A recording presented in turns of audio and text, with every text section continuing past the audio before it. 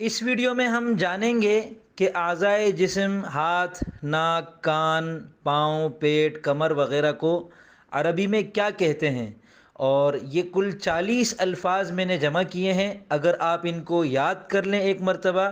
تو پھر عربی بول چال میں بھی آپ کو آسانی ہو جائے گی، قرآن کریم کو سمجھنے میں بھی بہت مدد ملے گی، احادیث کو سمجھنے میں بھی بہت مدد ملے گی، اور عربی زبان کے یہ 40 الفاظ یاد کرنے کے بعد آپ کو عربی میں اچھی خاصی مہارت حاصل ہو جائے گی۔ تو چلیے شروع کرتے ہیں۔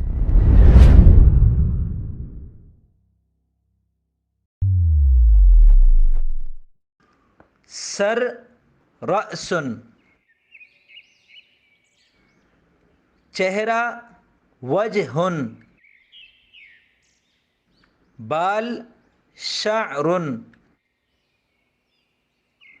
پیشانی، جبہۃ، بھویں، حاجبین، آنکھ، عین،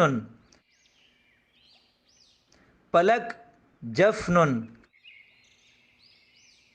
ناک، انف، کان، اذن، گال، خد، مونچھ، شارب، منہ، فم، ہونٹ، شفتن، زبان، لسان، دانت، سن، جبڑا، لحی، ٹھوڑی، ذقن، داڑھی، لحیۃ، کندھا، کتف، گردن، عنق، گلا، حنجرۃ، گدی، قفا، ہاتھ، ید، ہتھیلی، کف، انگلی، اصبع، انگوٹھا، ابہام، کلائی، ساعد، کوہنی، مرفق، گٹا، رسغن، بازو، عضد،